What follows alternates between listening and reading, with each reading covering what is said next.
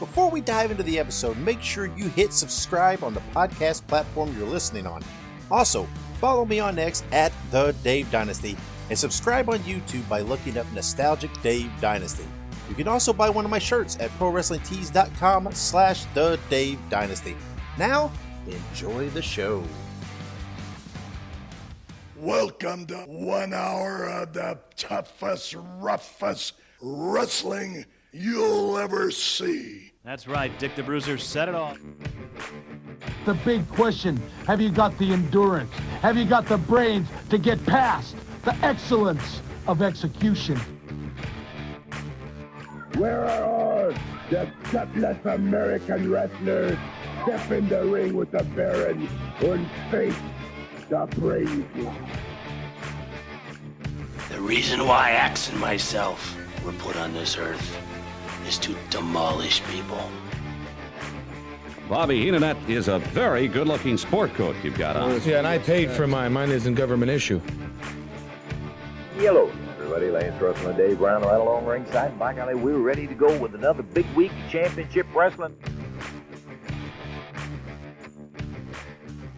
Greetings, wrestling fans, and welcome to Wrestling Nostalgia. I am your host, Dave Dynasty. Thank you for joining me for another episode. And man, what an episode we have today. My guest today, this week, is the Tennessee stud Ron Fuller, one of the most legendary figures in the history of professional wrestling, one of the greatest storytellers in the history of professional wrestling. We talk about his family, the Knoxville 5 and Plan B, Dick the Bruiser, and much, much more. Again, Ron is an incredible storyteller. The interview's coming up soon. You're going to love it. Make sure you check out the third installment of my AWA Deep Dive series, which will be on July of 1988, is coming out here in a couple weeks. So if you have any questions about the AWA in July of 1988, please let me know via social media ASAP. I will try to do the research. I'll try to go through my stuff and get you an answer, get you a response, and get that on the air. I'm ready. Let's go. This is an extra long interview. Me and Ron talked for a while. I could have talked for hours with Ron. It was such an honor, such a pleasure to have him on the show. But let's take a quick break, and when we come back, we will have that interview with the Tennessee stud, Ron Fuller. Hey guys, Ray Russell here, curator of the WrestleCopia Podcast Network, inviting you guys to listen to many of the programs here as part of the WrestleCopia brand, including, but not limited to, the Wrestling Memory Grenade, currently covering the 1988 and the WWF project. You can also listen to the Regional Wrestling Podcast, where we talk the territories, whether it's Jamie Ward with Georgia 81, Roman Gomez with the UWF in 1986, or Gene Jackson covering Memphis in 85. 3 projects going on right now over there at Regional Wrestling. You can also listen to the Wrestling Stoop with the legend himself, Bob Roop. Bob goes back in time each and every week, covering not just his career, but countless stories and interactions with hundreds of wrestling names spanning his 2 decades in the business. But that's not all. You can also check out the Pro Wrestling Academy with the professor of Pro Resu, Mr. Dan Ginnity. Dan and I go back in time and cover the history of Japanese professional wrestling in the English language. And you can listen to all of those shows and more, all part of the WrestleCopia Podcast Network, located over at WrestleCopia.com. That's WrestleCopia.com, and anywhere your podcast streaming needs are met, from Apple to Spotify, Pocket Cast, and beyond. And while you're at it, why not subscribe to our social media guys for all the latest goings on here at the WrestleCopia Podcast Network. Plus, I'm constantly adding old school video clips and pictures from throughout wrestling history. You can follow us over on X, formerly Twitter, at Wrestling Grenade. That's at RASSLIN Grenade. Also, follow and like me, Facebook.com/Wrestling Grenade. And why not subscribe to YouTube.com/Wrestling Grenade. So if you're looking to support that next up-and-coming podcast brand, please consider making it WrestleCopia.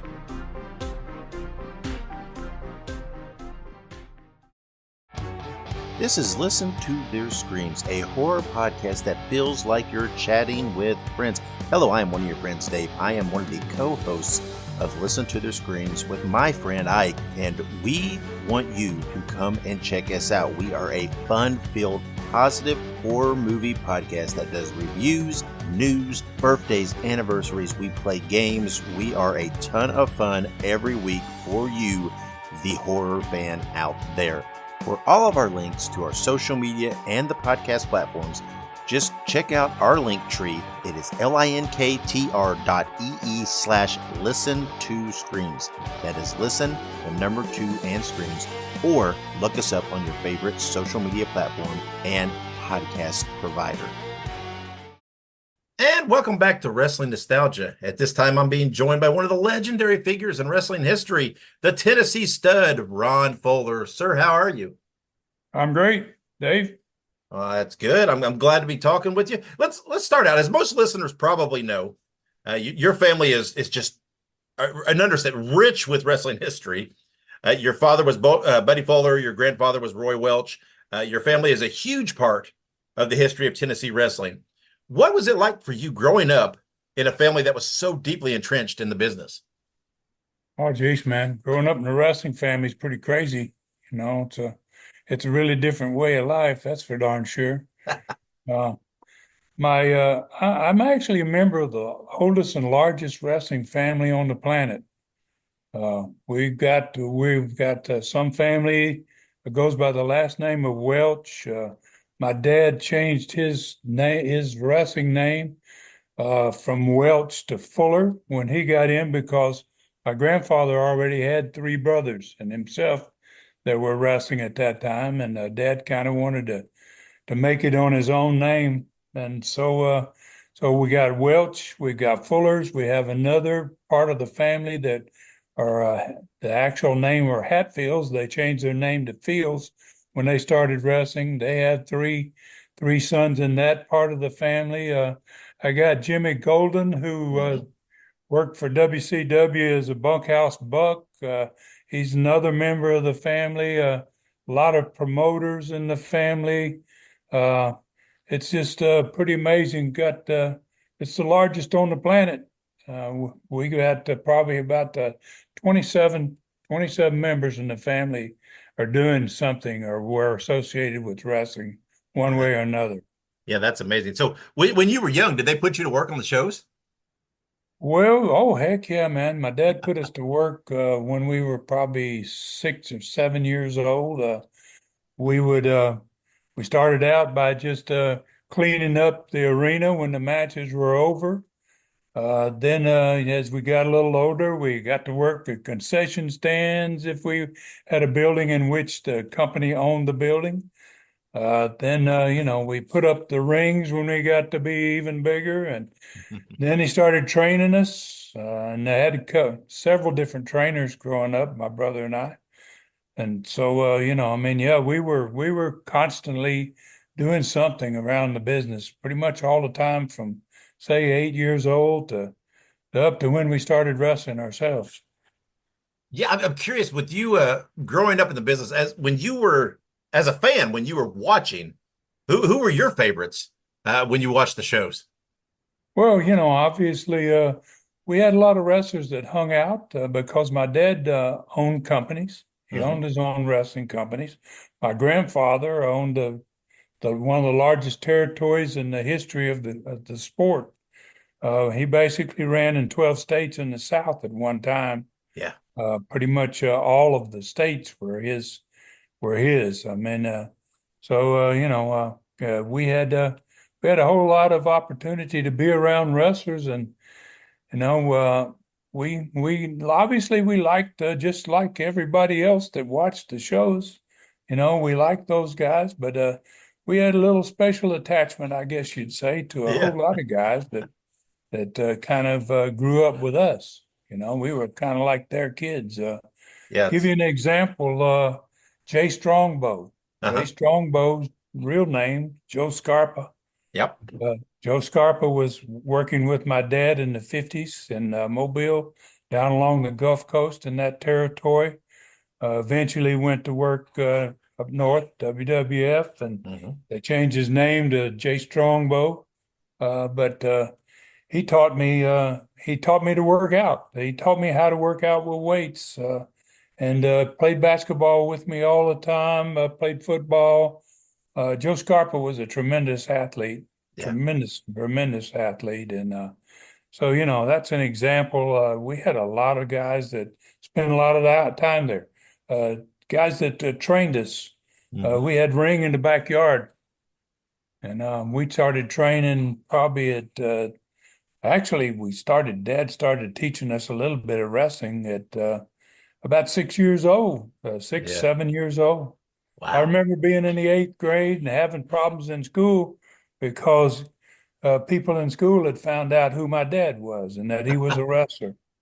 And, my name, I went to school as under my real name, Ronald Welch, but they found out somehow that Dad was my father. And I had these bullies, once they found out that my dad was a wrestler, the guys that were 2 or 3 grades ahead of me and a lot bigger guys, they wanted to try me, right? And then I went home and told my dad, I was having a pretty consistent problem. This was probably 3rd grade, maybe, with guys in the 6th and 7th grade.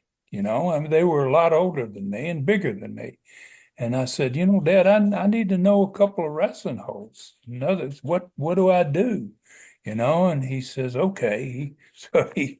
He said, what he says, because I can tell you, because none of them know what to do. He says, all they know is to get you a headlock or a front face lock, try to grab you by the head. He says, just let them grab you by the head. And then he said, just reach between their legs and stand up in the air and then just fall straight back. Drop them on the back of their head. So, I thought, well, geez, I'll try it, And, wow, the first kid I did that to, it knocked him unconscious. Wow, the principal came and I got in trouble. And, so, and then as time went on, I said, show me another one of those, right? And so then he showed me a front face lock. He said, when the guy gets you, he grabs your head and he's got it down there around his waist and he's got a hold of your head. He said, just reach up there and put your arm over the back of his neck. He said, shoot that hand in there between his legs. And he said, just drop him right on the head, man. So I never had much trouble after about the 3rd or 4th grade. The word got around that, hey, don't mess with that kid. You're in the 3rd grade. You were shooting on these guys in the 3rd grade, weren't you? Oh, yeah, man. Yeah, big time. And, and then that was just kind of the beginning of the Rob and I's training. And it just got, well, it wasn't long in high school. By high school level, we were beating. My dad used to, we'd have people that found out where he lived, and they would show up because, had all these guys that wanted to be wrestlers. And they would say, well, I want to be a wrestler, and I come down here and I want you to show me something, and I'm real strong and all that. They had a big story. And so I was probably a junior in high school. I was 6'6". I only weighed about 160 pounds and real skinny.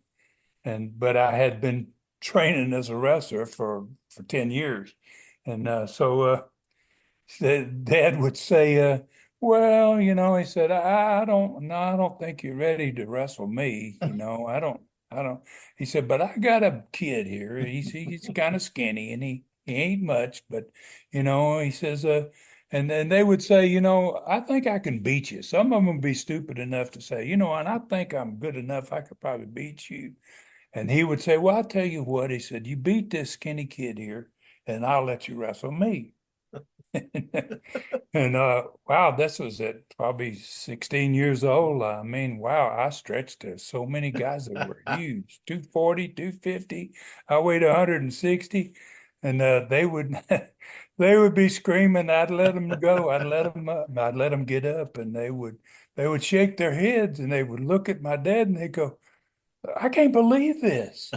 This ain't happening. I mean, he couldn't do that to me. And Dad say, well, okay, try him again. And so I got pretty good. I got to be a pretty decent shooter long before I ever finished high school. Yeah. Well, you eventually you bought into Knoxville, right? You bought it from your family, and you bought Pensacola from your cousins, right? And you brought them together to form Southeastern, which became one of the hottest territories in the country. When you started eyeing becoming an owner, did you know that did you have eyes from the get go to bring Knoxville and Pensacola together and have a bigger territory? Well, when I first learned the business basically, and I did learn the inside scoop, not till I was a senior in high school did I get smartened up from my dad, you know, and but I wanted to be, because it wasn't just my father that was a big time promoter and a big time owner of territories and builders of territories. My grandfather was even bigger than he was, basically, and so I wanted always to own my own territory. It's kind of my dream as a kid. And I wanted to be a wrestler, and I was a pretty darn good basketball player. I was an all-state basketball player in high school. Played at the University of Miami and Clemson, and could have maybe played basketball, but I was just wanted to be a wrestler all my life, and I wanted to be one that eventually owned his own company. So about my fourth year in, I was able to, and I didn't actually buy the territory for my family. A guy named John Kazana owned the Knoxville territory. Gotcha. And I was working in Florida, and I took a vacation with my wife. I had two little boys. We went to Smoky Mountains, and I turned on the television station, TV, the last day I was there, about to leave the next morning, fly back to Florida, and the wrestling show was on. And it was the worst wrestling show I'd ever seen. I was down there in Florida for 7 years with Gordon Soley, and one of the greatest wrestling shows ever done in the Florida territory. And this was the worst I had ever seen. And I got in touch with this guy. I said, this could be a territory for me, right? And I watched the TV, and I figured, well, he can't be doing very good if this is his TV show. So basically, I bought my first territory, Knoxville, Tennessee, in the fall of 1974 at 25 years old, and from John Kazana. And I built that territory I owned that territory for 5 years.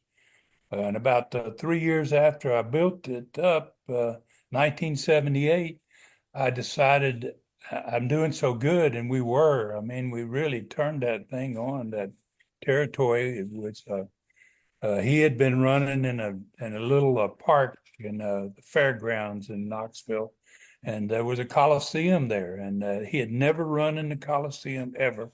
He'd been there all his life, and I was eager. Once I got the company, I said, I'm going to the Coliseum. That's where we need to be. We're going to make wrestling really big. And we ended up making wrestling huge in that area. And so I got to hankering to get another territory. I said, geez, I know how to do it. I just need to get another one and build another territory. So then I went south to down on the Gulf Coast, and I bought the Fields Brothers Gulf Coast territory, who had been my father's territory in 1954. When I was 6 years old in the first grade, my dad went there and built that Gulf Coast territory.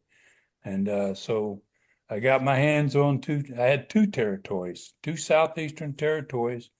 And I never let the fans know that I even had the other one. Everybody in Knoxville only thought that was where Southeastern was.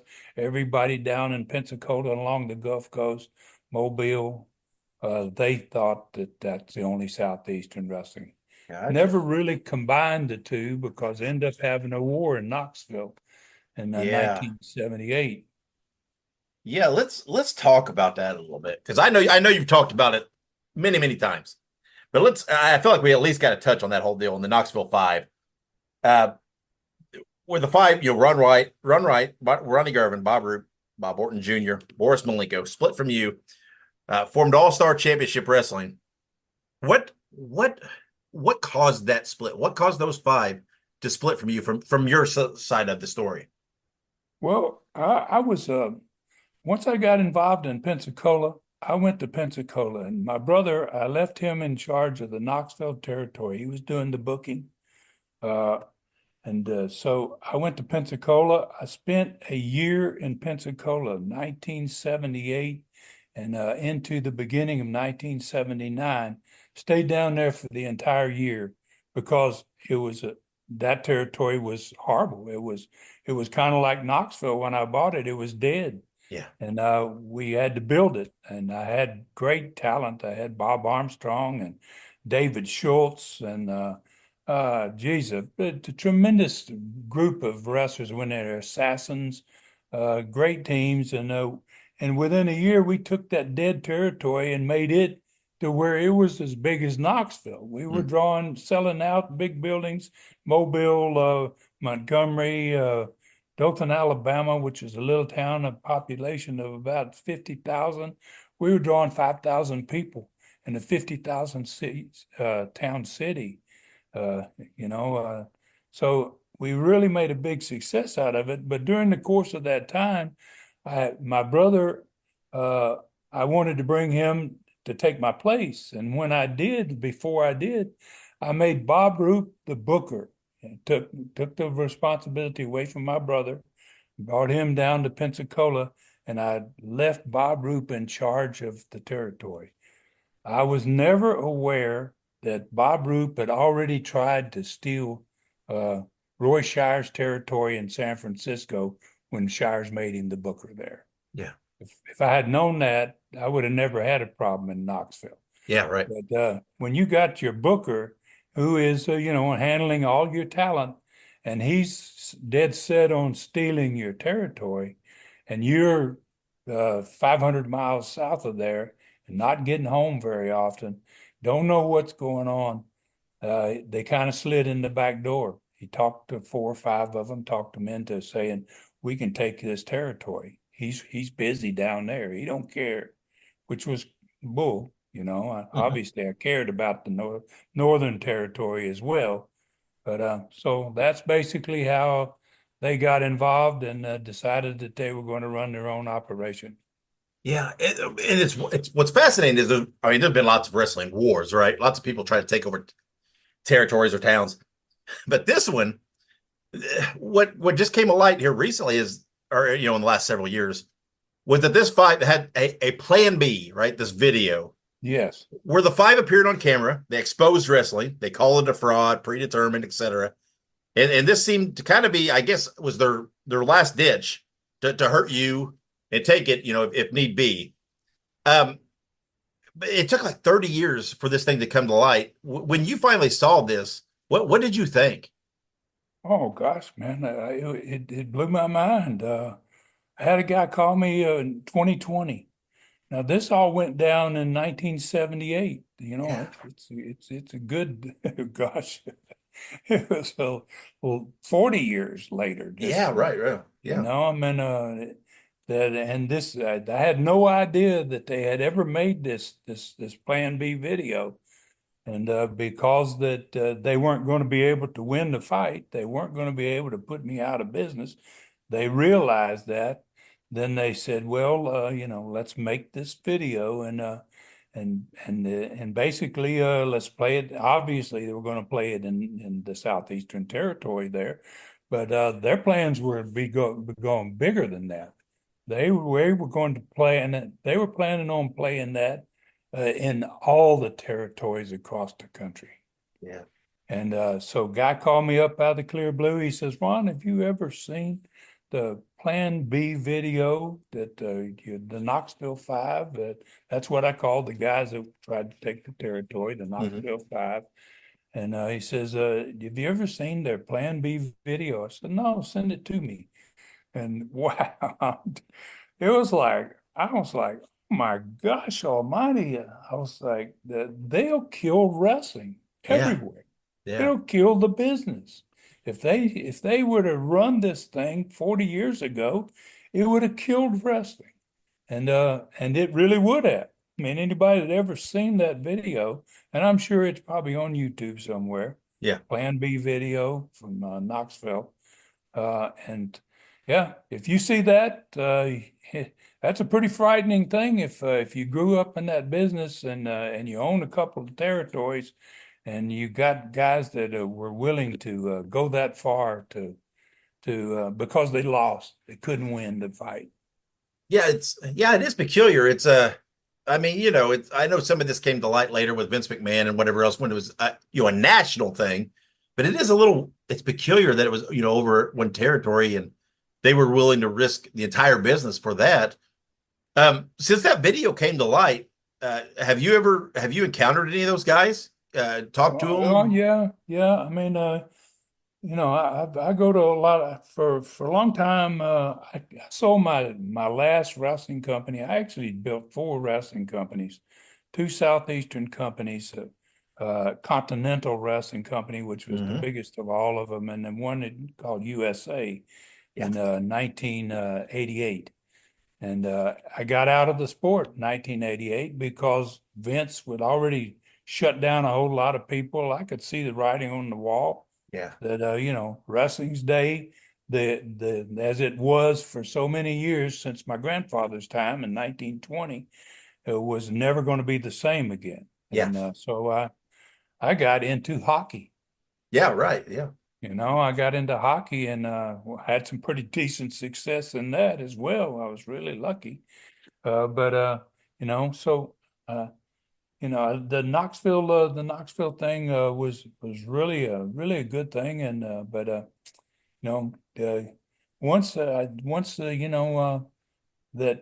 if they had put that out there when they cut it, and I'm sure they did that in probably 1979, right at the end of 79 when they saw they were going to go out of business. Actually pretty crazy talking about this particular subject. I do a studcast every week and kind of tell history of my history in the sport. And almost exactly to the day that we are talking about right here, sitting right here, years ago in 1979, they closed their wrestling. We officially won the wrestling war in Knoxville. Yeah. That was back in 79. My gosh, that's quite a few years ago. Yeah. Well, I mean, Ben, virtually, going back to you promoting, virtually everyone who became a name in wrestling in the 80s and before either started or came through your promotion. But let me ask you, real quick, I want to ask you about a particular person. The Wild Samoans came through. And recently, we lost Sika. He recently passed away. I just want to, real quick, just to touch on the topic, what was it like working with Sika, and what are some of your memories working with him and his brother?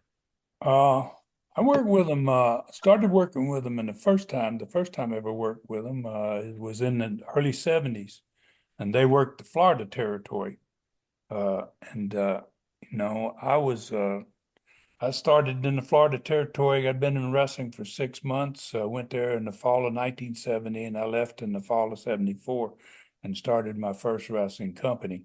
They were probably there in the 72, 73, and great wrestlers. Wow. And what big guys they were. They were a very impressive team.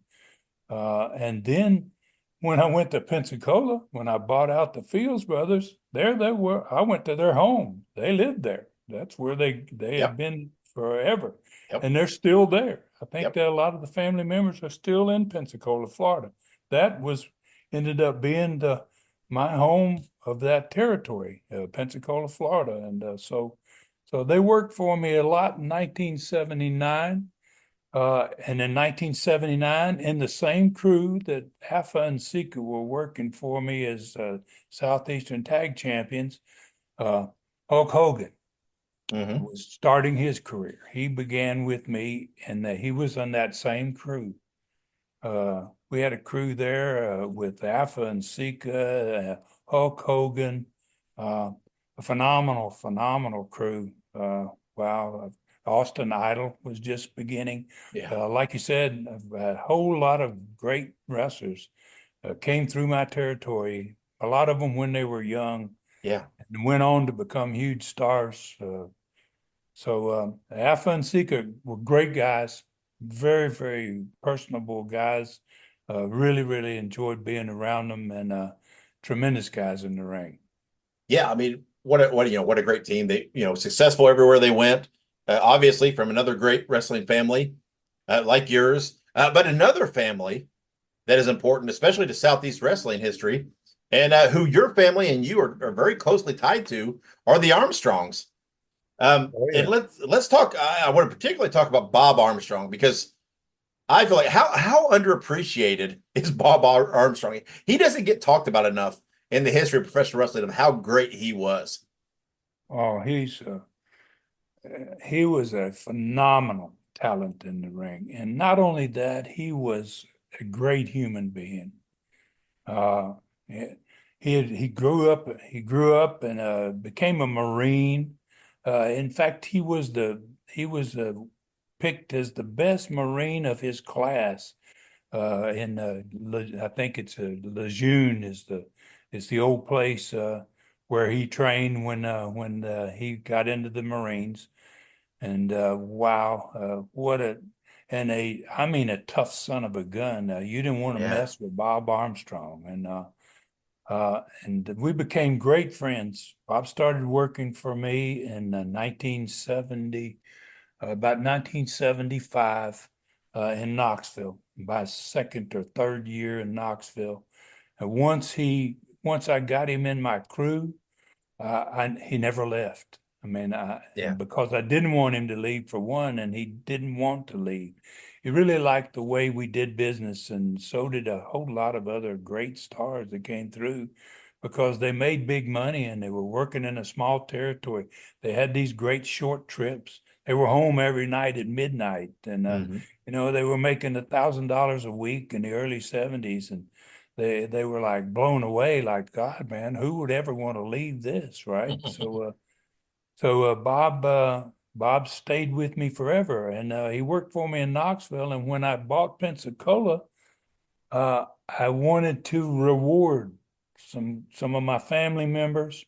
My brother, I had a cousin named Roy Lee that had been working for me quite a bit, handling a lot of things in the Knoxville company. Jimmy Golden, my cousin, Bunkhouse Buck, who later became Bunkhouse Buck. And Bob Armstrong. When I bought that territory, I split 45% of that territory amongst four guys, and three of them were family members, and the other one was Bob Armstrong. And to me, he was a family member too. I mean, I love Bob, and I had no idea at that point. Bob had four sons. But when I met him, they were real young. Now, by the time we got into 1978, 9, and 1980, those boys were getting big. And wow, I ended up with not just Bob Armstrong, but I ended up with three of those four boys. Great talents, all of them, amazing wrestlers. And wow, we just, Bob and I were lifelong friends. I mean, lifelong. I mean, when he died, wow, it hurt me as much as if he had been my brother that had died. I mean, he was like a brother to me. He was a tremendous wrestler and a tremendous human being. I mean, you never met anybody that didn't like Bob Armstrong. And that's pretty rare in the wrestling business. Yeah, absolutely. Yeah. And one thing, I want to ask a couple questions here, because I'm originally from Indiana. So I want to ask you about a couple guys, obviously. Let me first ask you about obviously, Indiana, Dick the Bruiser, right? I know in 1975, I saw you defended the Southern title in Memphis against Bruiser, but what kind of story, what can you tell me about Dick the Bruiser and working against him on that title defense? Oh, geez, man, it was a big honor. I mean, I had gone in 1973 to Australia for 3 months, and I met Dick there, got to be pretty much friends with him. But I didn't get to work against him. I never worked against him in Australia. But 2 years later, I come back and I end up being the Southern Heavyweight Champion for the Memphis territory. My territory was just getting started, and so Jerry Jarrett, the guy that promoted that territory, and he he put the belt on me, and he set me down, and he says, "Ron, I'm going to bring the greatest stars in wrestling here to Memphis to put you over." And I was like, "Well, geez, what's a heck of a deal, you know?" And I said, "Who you talking about?" And the first name out of his mouth was Dick the Bruiser. He goes, "I've already talked to Dick the Bruiser. He's going to be here in 2 weeks." And I said, "Well, man, I love Dick. I know him. Yeah, that's cool." Yeah. So it was like an honor to be in the ring with a guy like that. I mean, he had a worldwide reputation. He was something really, really special, no doubt about that, and a great guy. Yeah. You know, I mean, he was happy. He told me after the match, he goes, "Ron, I'm happy to have been able to come in here and help you get over, man." It was like, you know, it was like working with an old buddy. You know, it's what it was. I was working for the first time with an old buddy. Yeah. It seems like everybody in Indiana is got a Dick the Bruiser story. My dad was a police officer, and they're in Central Indiana, and he actually pulled Dick the Bruiser over one time, and Dick sweet talked him and showed him some championship belts in the trunk, and talked to him about talked himself out of a ticket. Oh, so, yeah, I can imagine that. Yeah, so it's like, and my dad wasn't a wrestling fan, so it's like, but he loved Dick the Bruiser. So it's like everybody. Oh, yeah, I mean, and if you knew Dick, he was a great guy. I mean, you know, it's hard not to like Dick the Bruiser. Yeah, and another guy who trained with Bruiser and started with Bruiser was Jeff Van Camp, and he was the original Lord Humongous. So tell me about that, because he ended up working for you as Humongous. How did you come to hear about Jeff and bring him to your area? Actually, it was pretty much by accident. You know, I had me and Bob Armstrong worked so many different angles with Southeastern, especially down there along the Gulf Coast, where I was a baby faced, and he actually turned heel. And most fans don't ever know that, but Bob Armstrong was actually a heel in 1983, and then in 1984, you know, he turned back babyface, and so this I had it was really a really good time frame there in which I decided that I wanted to turn heel again. Mm-hmm. You know, and it didn't make much sense to have two great baby faces. Right. You know, and so Bob and I just kind of swapped back and forth. I went heel sometimes, he would become a heel sometimes. And then we would, most of the time was always one of us against the other one. It was like two of your top wrestlers. If they were a good mix and they were having these great matches, you wanted to ride that horse, right? Mm-hmm. Mm-hmm. You don't want to see how far we can go with these guys. And so I wanted to become. I decided I was going to become a manager, and so I started looking for different people, different guys that had never been there. I wanted to get guys that had never been there. I had a young star, man, that was going to be big time, and I knew it, and I used to tell him that all the time, and he wasn't sure I was right about it. Arn Anderson. Yeah. Arn was a young guy, came in there, never worked for anybody. He stayed with me for 4 years, and learned his skills in those 4 years. So I put him into my stable. I was the Tennessee stud, and I called him, I'm going to start my stud stable. And I put Arn in there, and then I wanted to get a gimmick, something that was really unusual. And I saw a little piece of tape on Jeff and doing the Lord Humongous thing. And I said, I got to have that guy. He's in my stable. I hadn't even talked to him yet. I said, he's got to be here. And so I brought him in. That's how I got Jeff Van Camp down there. That's another fine human being, Jeff Van Camp. Police officer, been in police business. Great guy. I really love Jeff Van Camp, and Jeff did a tremendous job for me in Southeastern, and in Continental as well. Yeah, he is Jeff's a good friend. He's such a humble, great guy. And I interviewed him several years ago, and he's like, I don't know if anybody will care. I'm like, Jeff, you had a great impact in wrestling. But yeah, he's a good guy. And well, in '85, you changed to Southeastern to Continental. What triggered or made you decide this name change was necessary? What were you trying to accomplish by changing the name of the territory? Well, I wanted to change more than just the territory. We'd had such tremendous success since 1975. Just everything we touched in wrestling was turned to gold, and one of the biggest territories.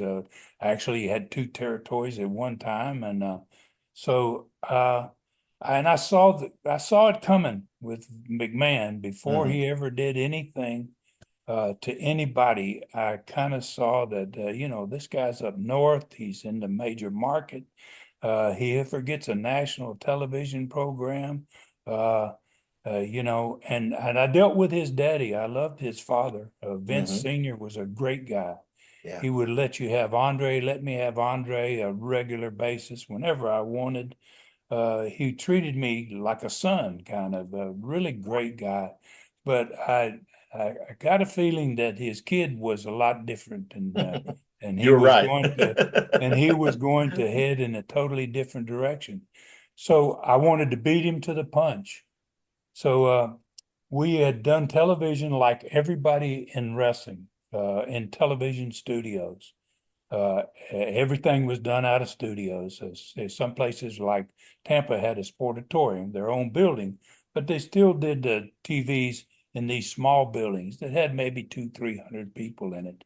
And I said to myself, if I'm going to be big and if I want to compete, I said, we need to get out of the studio. I took my guys, Bob and my group, and we sat down, and I said, guys, I want to take this thing national. I want us to start producing our television show from Boutwell Auditorium in Birmingham, 7,000 people, television. They were like, are you kidding, Ron? I said, yeah, we're going to bring in the trucks. We're going to do 5 cameras, and I laid the whole program out, and I said, down the road, we're going to have to compete. We're going to have to compete because I believe the wrestling business is going to change here in the next couple of years, big time. And so I had the very first television show ever done in a major arena. When I changed the name from Southeastern, which was a regional name, to Continental, which was a national name. And it made my business, not only when people saw that TV show with 7,000 people screaming at a TV, and I had the greatest commentator, or certainly one of them ever was, Gordon Soley, coming from Florida every week to do these shows on Monday nights. And wow, Gordon was like everybody else that ever saw that show. He was blown away. He was like, God, Ron, he goes, this is unbelievable. He goes, wow, these crowds, the response of a television. We got 300 in the sportatorium. You got 7,000 here. Yeah. And so it was a good idea. It worked out to be so good that a company in Houston saw it, and they got in touch with me, and they wanted to put me on in the Middle East. They wanted to take my Continental program to Saudi Arabia and Qatar, and some of the Arab countries there. And so I said okay. And then they got a hookup with NBC in New York, and they said, Ron, we think we could get you on national. And so, and I'd worked really hard to get to that level, but at that time, then I got to thinking, I was a member of the National Wrestling Alliance. Actually, in 1985, I was the vice president of the National Wrestling Alliance, and I went to New York, and we met with NBC. The guys out of Houston took me, and they went nuts. They loved it. We showed them the Continental show. They had never seen a show made in a major arena. They were like, "Wow, this is unreal." I mean, we had no idea this was anything like this being done. And so basically they offered me the show. And I was but I was concerned that being a part of the National Wrestling Alliance and at that point probably 30 different promoters in these meetings and what was going to happen if I got a national show on. Were they going to get so concerned about, was I going to become a McMahon? Yeah. I guess that's a good way of putting it. Yeah. They're going to look at me and go, "Gosh, he's powerful. He's extremely powerful. He could put us all out of business or whatever, I could have turned into a Vince Jr. at that point, and I turned down the TV offer. And Vince went right to him, and he got the deal. Yeah, and Vince then started making his TV in a big arena. Yeah. So that's a kind of a heck of a story there, But it was a strange time, and looking back on it, it was probably a huge mistake because wrestling was absolutely on fire, and not just America. It was on fire in Australia and in Japan and everywhere. It was on fire. Yeah. And if I had ever had any idea that along would come an ass like Vince and decide I want it all, I would have took that show. Yeah.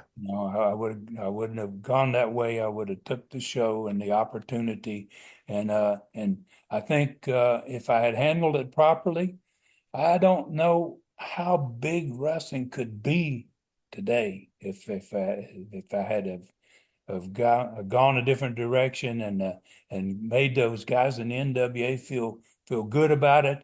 Said this is not my show, it's your show. I want your best guys. I want to build wrestling. I want to build the NWA. Yeah. And if I had done that, I don't know how big wrestling would be now. And I don't know if you really know about it, Dave, but wrestling was so big in the early 80s, in the 70s, and in the early 80s. It was monstrous compared to what's happening now. Right. Yeah. Because they were drawing, bigger crowds than now. But the thing is, they were doing that all over the country. All over the country, all over the world. Yeah. Right. Yeah. Every territory was doing that. And if you had that national TV show, you didn't have to stop with America. You get in touch with Baba, and then you take the Japanese guys. You could. It could have been a totally different situation with wrestling. Wrestling now, if I had done that, might have been 10 times bigger than what's going on now. Sure. Yeah. And potentially many more guys could have prospered instead of just one guy. Oh yeah. Think about it. Think about all the great wrestlers that walked away from the sport. Yeah. They had no choice. Sure. They didn't get chosen when he got up. He killed all the promoters. He killed all the territories, and he killed their businesses. Yep. A lot of them died broke because of Vince McMahon. Just a sad story there, a real sad story there. Pretty damn crazy, man. About how things worked out sometimes. Yeah, it is. And let's talk again. A lot of people talk about Tennessee style wrestling, right? You hear that a lot, right? Tennessee wrestling, but that's kind of almost a misnomer, right? Because Tennessee, there's two big parts of wrestling in Tennessee. There's Knoxville in the east, Memphis in the west, right? Two major towns. Right. You worked for both, right? You obviously promoted Knoxville, but you were prominent in Memphis. What did you see the differences between the two promotions and the crowds between the two ends of Tennessee? Well, there was a little bit of difference. Jerry Jarrett and my father was involved with Jerry because Roy owned all of Tennessee, owned the Mississippi, owned Arkansas, Louisiana. I mean, at one time he was in 12 states, and and when he retired, he set Dad up and Jerry Jarrett in the Memphis territory. And he was partners with Nick Goulas in Nashville, and so Nick kept Nashville and Chattanooga and Birmingham. He owned Birmingham at that point, and so Dad and Jerry ended up with Memphis and Louisville, Kentucky, Evansville, Indiana, Lexington, Kentucky, just a few cities that were in a couple of different states. Jerry had a different mindset about wrestling than what I did. And that was partially because Jerry wrestled himself, but he had never grown up in a wrestling family, and he didn't have the background that I had. I always wanted to have some great wrestlers in my territory, guys that were shooters. Because when I went to Florida in 1970, they had an office there that was in a building that all the wrestlers called the Snake Pit. Yeah. And wow, I mean, I don't know if you know anything about the Snake Pit, but that was Eddie Graham, and that was Eddie Graham's idea and his style of promoting. Is he wanted to have these shooters. He wanted to have guys that could really do it. And if you had anybody that said, I think it's fake or phony, wow, so when I went there, having grown up in a wrestling family, I was like the first guy to sign up for the Snake Pit. Heck yeah, man! I want to learn. I want to know how to do it all. And Jerry Jarrett didn't have that background, and he believed in a different style of wrestling than I did. And therefore, I ended up with guys like Tony Charles out of England. And I love to get these foreign guys that, that were shooters. The Adrian Street. Yeah. A different type of star than what Jerry did. And I had probably a lot more wrestling in my events than Jerry did. Jerry was pretty big on a bunch of crazy gimmicks sometimes. And so it was a different operation there. But Jerry was very nice to me. And when I started in Knoxville, the territory was really bad. And in 1974, I bought in the fall of 74. And then going into 1975, I was about to go broke. I mean, my territory wasn't drawing worth of crap. It actually wasn't even a territory at that point. John Kazan had only run Knoxville in a Saturday night town. And I had managed to turn it into a 6-night-a-week territory, but I wasn't doing very well. And Jerry called me up and asked me out of the clear blue, man, at a time when it was critical for me. He said, Ron, he said, would you come and wrestle for me in Memphis every week? He goes, I know you don't have any towns on Monday. And he says, I know you got your TV over there. He said, I will record your matches, and I will record the interviews over here. And he says, would you come and wrestle for me in Memphis? And I said, yeah, of course I would, Jerry. What do you pay me? And this was 1975 now. He said, I'll pay you $1,000 a week. And I was suffering. I was like, and so, I was like, I almost fell out of my chair. I was like, good God, man. I would have gone over there for 300, And so I said, yeah, I'll do that. Sure, I'll do that. And so but he was suffering too. Jerry's territory wasn't good. It wasn't doing very well. And I luckily went in there. I was wrestling as a heel. I'd never been a heel before, but I was wrestling as a heel, and I got over. Well, I had Dick the Bruiser. I beat Dick the Bruiser. I mean, Yeah. and he did exactly what he said. He said, "I'm going to bring them in, the greatest names ever, and you're going to beat them all." And he did, and he got me over so good that we exploded that territory over there. Within 6 months' time, we went from Mid-South Coliseum was the most beautiful building, 11,000 seats. We went from 2,000 seats to 11,200 in 6 months, full, selling out in 6 months. But it was my style of wrestling, because I was doing some of the same stuff that I had learned in Florida, man. A lot of the stuff from the down Snake Pit. So, it just worked out really good for Jerry, and it worked out great for me as well. Yeah, and that was one of the best things about the territories, right? Each territory had its own flavor, right? And its own style, and they knew what their fan base was and what they wanted. And now it's so homogenized, right? It's hard to latch on to anything because it just feels so vanilla and so bland. And they don't wrestle. They don't wrestle anymore. Yeah. And, it's a lot of high flying, and it's a lot of talking, interviews. I mean, wow, it's a totally different product, and that's why I feel, that's why I say if I had taken that opportunity to take that national television show, wrestling would still be like it was in the 70s and 80s. You wouldn't have got away. I never got away from the basics of the sport. And that's where he went. He definitely lost the basics of the sport.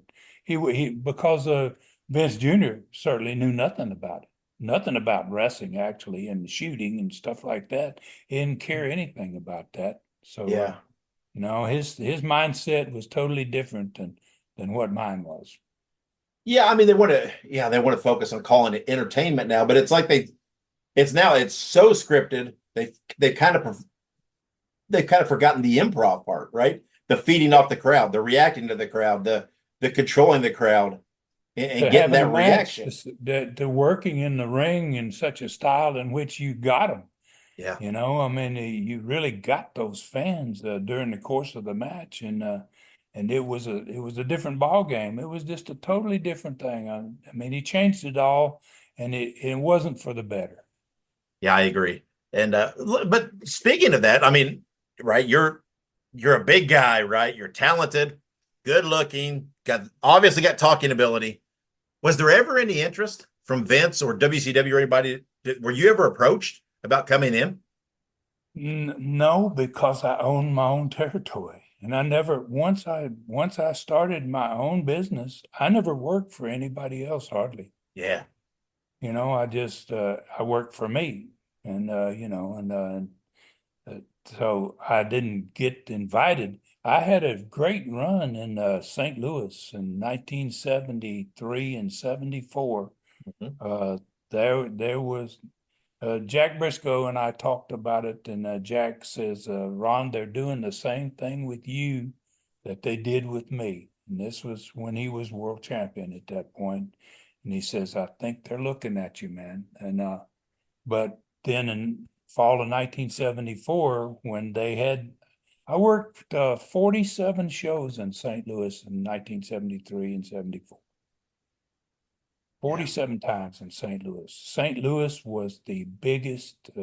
You couldn't work in a more important city than St. Louis, right? Because that was the home of Sam Muchnick. Yep. President of the NWA. When you worked in St. Louis, you never. Every time you went in there and you got yourself a program, you saw names that you never saw. Yeah, he got talent from every territory all over the world, because he was the man. He was the president of the NWA. And And I remember getting a call from him in 1973, and he said, "Ron, would you be interested in working in St. Louis?" I was like, "Wow, yeah, absolutely, I guess so, Sam, yeah." So, it was a really a big honor to work in that city, and you know, but once I got my own company, first of all, you gotta make a success of what you bought, right?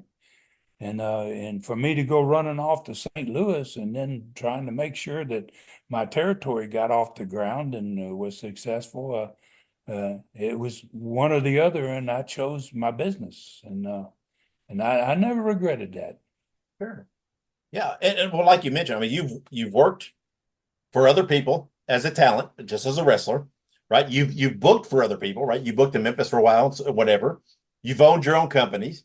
Did Disregarding money or earnings or anything like that, did you have a favorite aspect of the business? I mean, was it just the wrestling? Was it the booking? Oh, the business side. Did you have an aspect that just really was just a deep passion for you as far as the business goes? I really liked the book. I mean, and I didn't do the booking. Once I first got into Knoxville, I brought my brother in the second year I was there, and I let him book uh, because because he had a really good mind for it, and we sat and talk about what we were going to do, and we were both on the same page all the time. But then when I got to Pensacola and I bought that second territory, when I left my brother in Knoxville because he was familiar with the crew, and he had things were going good. We were selling out the Coliseum every week, and things were on fire, and so I went to Pensacola. I started booking. I booked. That was the first time I booked, was in 1978, and I'd been around the business at that point for about 8 years, and so and I had great success because I had a great crew. I had Bob Armstrong and I had Jody Hamilton and that assassin group, and wow, tremendous talent. David Schultz, Hulk Hogan, the Sika, Afa and Sika. I mean, a whole lot of great stars. And so, yeah, I really got into booking, and I do my studcast now, and I basically talk about the what I did is I started my studcast. I did it for first part of it was all about my grandfather. I kind of went through my family's history, and I've been doing these for 7 years. Yeah. So I spent the first part of it going through my grandfather's history. Then I went through my father's history. Then I started with myself, and now I'm in the year 1980, and I like to take the old television formats that we used to do back in those days, and I still got a lot of them, and I sit and look at what was happening, and the guys on the cards, and it's still like I'm booking today, and I really enjoy that part of it. That's a phenomenal part of wrestling, being a booker and getting into people's minds, being able to freak them out. I mean, I'd always love to do that. We had a match, Bob Armstrong and I, in which I was wrestling Flair, and I'd had several matches with Flair. And when Flair would come to territory, Bob would wrestle him, or I would wrestle him, and we got into a deal where Bob had never been a heel before, and I said, Bob, I'd like to turn you heel, and he was like, "Well, are you serious?" And I said, "No." I go, if I turn you heel, then we're not both baby faces. I can work against you. You can work against me, and so I had Ric Flair coming in for a world championship. Bob and I wrestled the week before in a big tournament in Mobile, Alabama. Had a 10,000 seat arena, beautiful arena, and had a tournament. Winner's going to get to challenge Flair for the world title. me and Bob end up in the finals against each other. Both baby faces had a baby face match for a really important one to see who was going to wrestle Flair. And I slipped over Bob. I beat him, and then Bob comes back on the TV the next week talking about booking here. This is kind of the way the mind worked. And so Bob came back on and he said, Ron, he goes, he came out in the interview and he says, Ron, he goes, I know you're going to beat Ric Flair. You're going to win the world championship.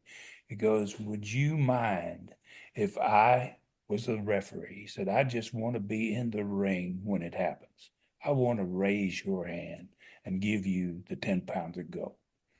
And you got chill bumps, man. I mean, and the fans probably out there too, they were like, wow, this is unreal. And in that match, Bob turned heel on me. Never been a heel in his life. And Ric Flair told me when we talked about the match in the dressing room, he started walking around in a circle while me and Bob are sitting there talking about it.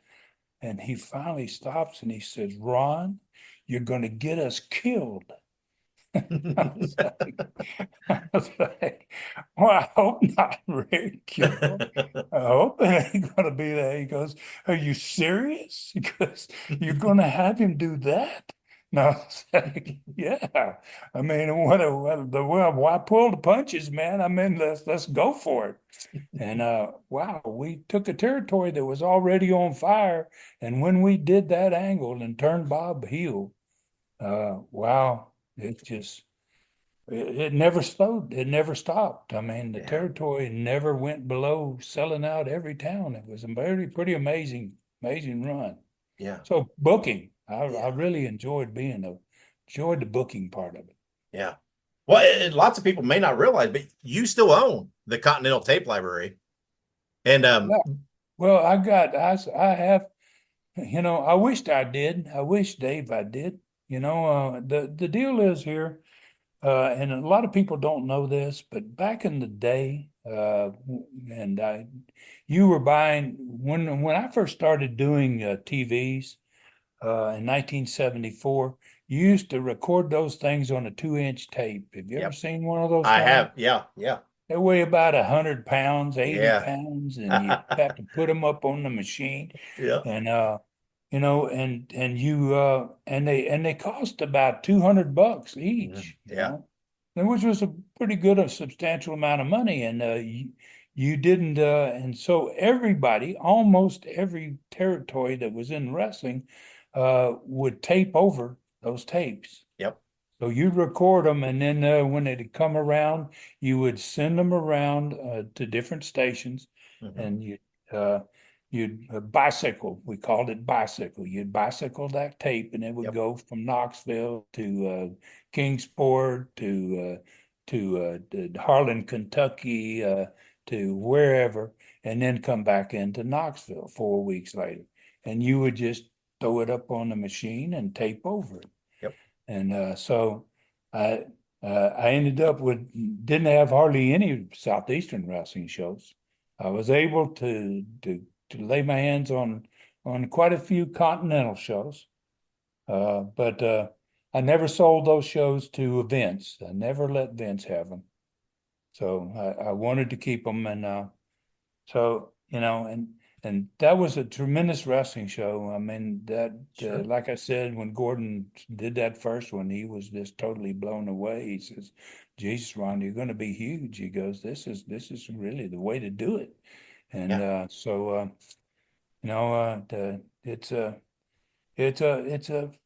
wrestling is a great business. It was a fun business. It was a super thing to be involved in.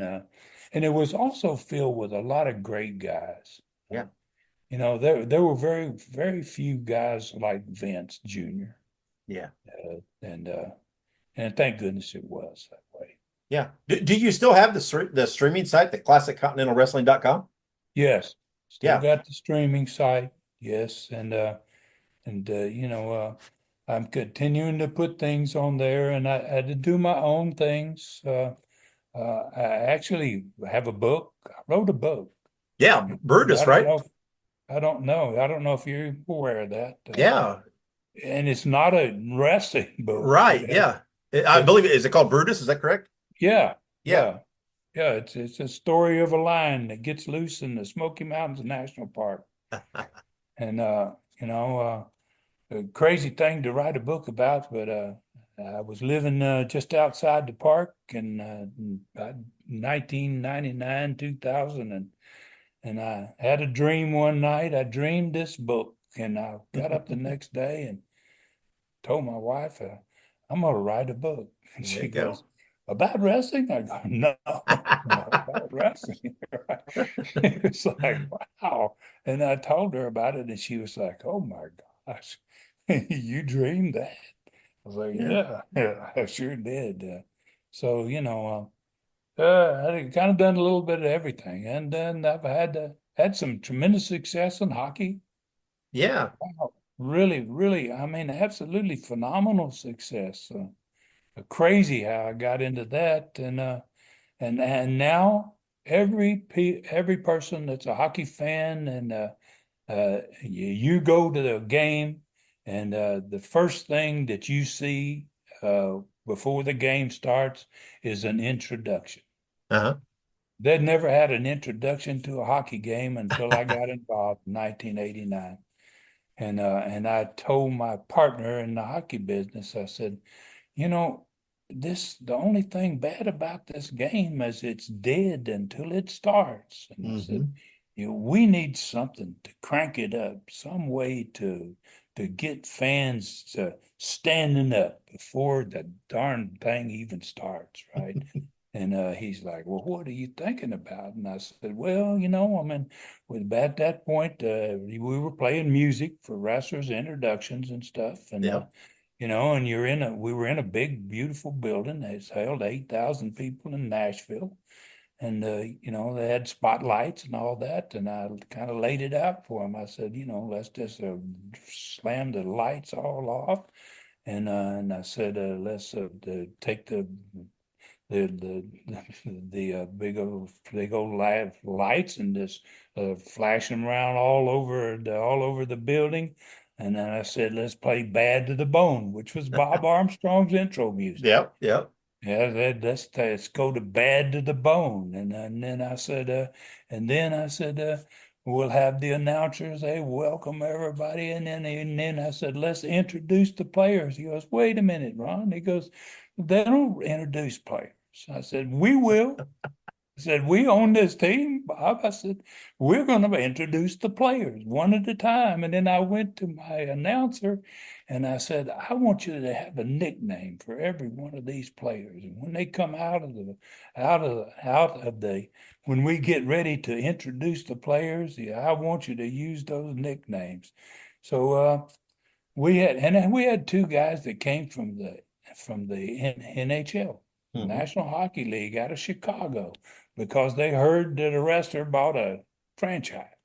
And they were like, oh, they came into my office before the game started, and they said, you're not going to have a bunch of hooligans out there, are you?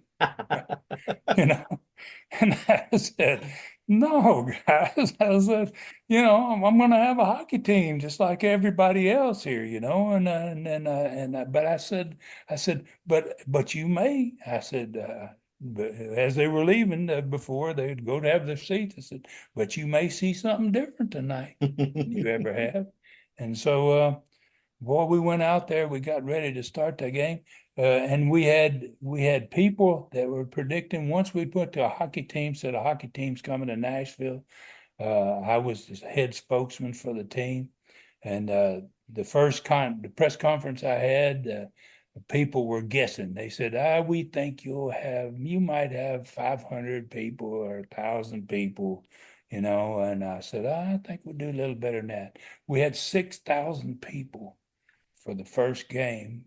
We broke the all-time record for minor league teams. Yeah. And so when it came time for the game, we shut those lights down, and then we started to ballyhoo those the big old lights upstairs, and then we hit the old Bad to the Bone, and that building stood up. They stood up, and then my announcer started announcing the team, and and and the other team was skating around on the ice. That's the way games started out. Teams would kind of come out on the ice, skate around a circle, and then they get ready to start. Well, the other team, as soon as the lights went out and they started playing the music, the other team lined up on their blue line, and they were like, "What's going on?" And so here came our players, and the guy started announcing, and from so and so in Canada, dude, Jacques Roux, whatever it was, and each guy would skate out on the ice, and it got a big roar. Fans were all into it, like, wow, this is the first night they'd ever met him, right? The last guy on the deal, they coming out, I had sat with him, and I said, "You're going last." And I said, "Here's what I want you to do." And so they all skated out, and they lined up along the blue line. There said the other blue line, the other team, just looking at each other like, what in the heck are they doing here? And so the last guy got introduced. He came out, he hit the ice, he went down on his knees, and he took his stick and he threw it over like a machine gun, and he mowed down the other team. And that building exploded. I was like, gosh almighty. So that's kind of where they got there. And now if you go to a hockey game, you see 10 times that anymore. I mean, they took that and they expanded it greatly. I had those two NHL guys, though, come back to my office at the end of the first period, and they were mad. They were very mad. They said to me, they go, "Who do you think you are?" He goes, you're just because you're a wrestler, you're not going to change this sport. You're not going to change this game. What do you think? What makes you think you have the rights to do that? And I was kind of a little upset with him, I was surprised. Yeah. And I said, let me ask you guys a question, and I want you to be honest with me. And they said, "Yeah, what?" And I said, "Were you standing up like everybody else?" And they looked at each other, and they were like, "Oh yeah, he got us right." And I said, "Guys," I said, "this is Nashville, Tennessee." I said, "This ain't Canada." I said, "I don't know how many people here know a whole lot about hockey." I said, and over time, we're going to have time to teach them the game. But I said, for right now, by gosh, we're going to open this up every night like this, and we're going to have them standing up, man. When the game starts, they're going to be on their feet. And I said, I'll guarantee you go home to your building and see how many standing up when the game starts. Yeah. I mean, you brought a little that pro wrestling flair and entertainment to the hockey. Yeah. I mean, we brought wrestling to hockey. That's exactly what we did. Yeah. Well, and like you mentioned earlier, you have a podcast called the Studcast. You've done for 7 years now. And man, the podcast world just seems perfect for you. I mean, as a storyteller, your family's rich history, you got so much to talk about. It's just perfect for you. Tell everybody as we wrap up here, what's the best way for people to follow you and the podcast and check that out? Well, I have a website. It's TNStud, TNSTUD.com. And it's got pretty much everything that has to do with me on it. It's got every Studcast I've ever done on it. It's got Super Studcast that I used to do, 2 hours, 2, 3, some of them 4 hours long, with stars that I used to interview guys. And then I told a lot of stories about guys that were not alive that I had a great relationship. Andre the Giant, Ron Wright, Bob Armstrong. I've done some of the biggest, Jim Cornette, some of the biggest stars in wrestling. I have done these. So you can find those on there. Pretty much everything on there. I've sell souvenirs on there, that type of stuff. I got a YouTube channel called Southeastern Rewind. You just go to search and Southeastern Rewind, and it's got it's got some live matches. It's got some continental matches and some little pieces of, I call them short rides with the stud. Little bits of 8-10 minutes sometimes of matches from Continental, which I think fans love them, man. Got great guys like I don't know how familiar you are with who's a really good friend of mine, Adrian Street. Yeah, of course. Adrian Street, one of the most talented dudes. I mean, people freak out. They've never seen Adrian Street with what he is all about, and so got those two places that you can go, and obviously do the Studcast every week, and and then still make some appearances every once in a while. Yeah, well that's good. I mean, everybody goes to tnstud.com. I'm sure you can see everything there: the appearances, the podcast, the everything, right? The YouTube links, the social media links.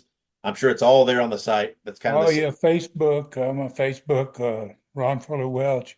I got about 20,000 on Facebook. Ron Fuller Welch, and another site, Ron Fuller Tennessee Stud. Yeah. Twitter, Ron Fuller Welch.